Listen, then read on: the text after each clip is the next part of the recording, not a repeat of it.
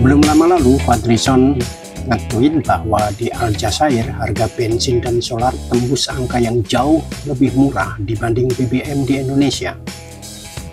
Dia mengatakan pula bahwa jalan tol ribuan kilometer di Aljazair digratiskan dan tidak ada satupun yang mengambil uang rakyat.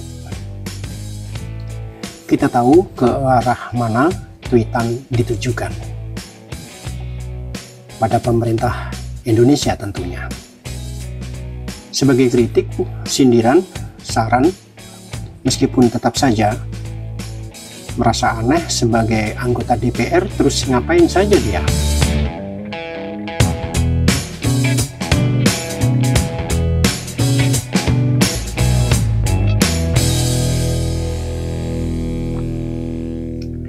Saudara-saudara sebangsa dan setanah air, sedunia dan seakhirat, secapres ataupun bukan, jika beda jangan baper.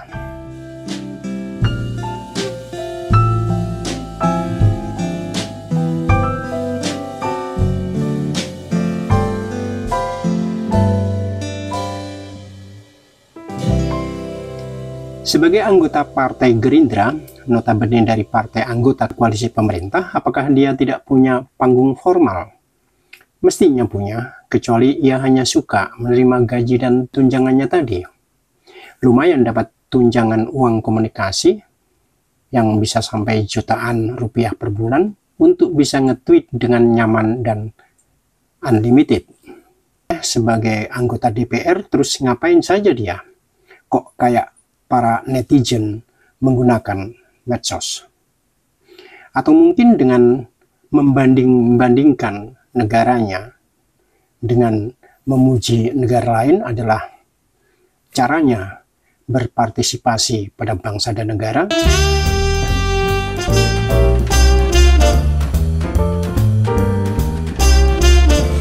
Bukan masalah ia tidak boleh membangga-banggakan negara lain, tetapi nyinyir terhadap bangsa sendiri, negara sendiri di media sosial dengan posisi itu menunjukkan bahwa dia rindu perhatian. Rindu tepuk tangan dengan membuat panggung dan medianya sendiri. Tidak peduli ia anggota partai, anggota dewan, atau bukan. Padahal apakah cuitannya bernilai dari sisi nilainya sebagai perbandingan?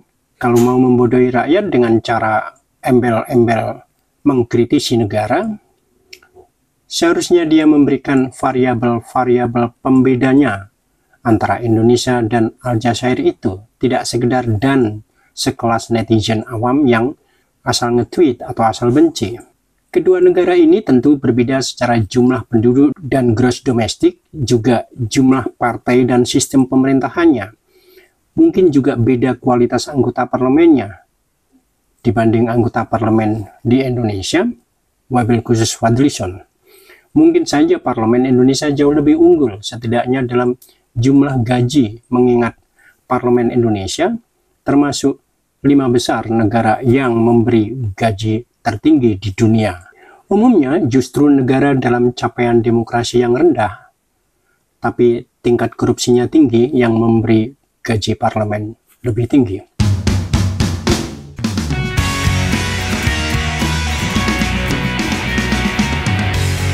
Membandingkan Aljazair dengan Indonesia tidaklah adil. Produksi minyak di Aljazair sangat besar dibanding Indonesia. Itu pun dengan populasi hanya 44 juta jiwa. Sehingga permintaan di negara Indonesia jauh lebih besar dengan produksi minyak yang tidak lebih besar dari negara Timur Tengah tersebut. Demikian pula bunyi tweetan Fadlizon yang menyoal pemerintah Aljazair menggratiskan jalan tol. Tanpa Fadli meneliti, tol adalah singkatan dari tax on location. Ini yang jadi dasar mengapa pengendara dikenakan sejumlah tarif saat melintasi atau menggunakan jalan tol. Ya, secara definisi jalan tol adalah jalan umum dengan para penggunanya dikenai biaya. Jalan tol untuk melintasi sesuai dengan tarif yang berlaku. Tol itu sendiri diartikan sebagai biaya. Kalau jalan tol digratiskan, anggota perwakilan rakyat sebagai wakil rakyat memang tidak selalu paralel dengan kemampuan yang membuatnya pantas mewakili. Apalagi kalau menjadi wakil rakyat, namun kemudian mengartikannya hal itu sebagai profesi biasa saja.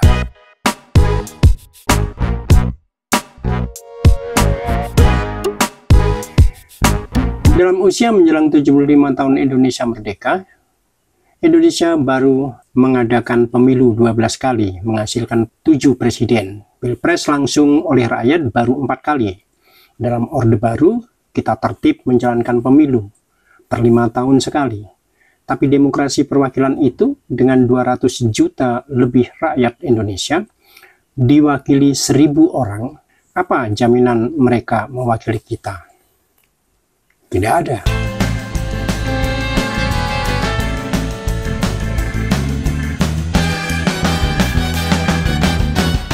Dengan membanggakan Aljazair, Fadlizon sama sekali tidak melihat bagaimana negeri itu memiliki cadangan minyak 5 kali lebih besar dari Indonesia.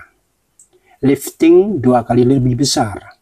Namun jumlah penduduk mereka hanya 1/6 dari Indonesia.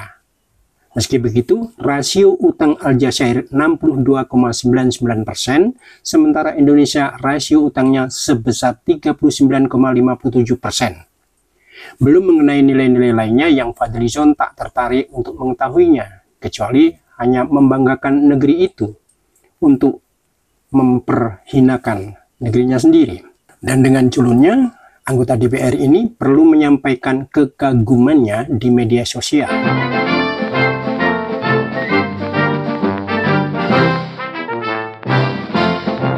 Mestinya, dalam pemilu 5 atau 10 tahun lagi dari 2024, rakyat akan semakin tahu dan tidak akan memberi tempat pada wakil rakyat yang semacam itu.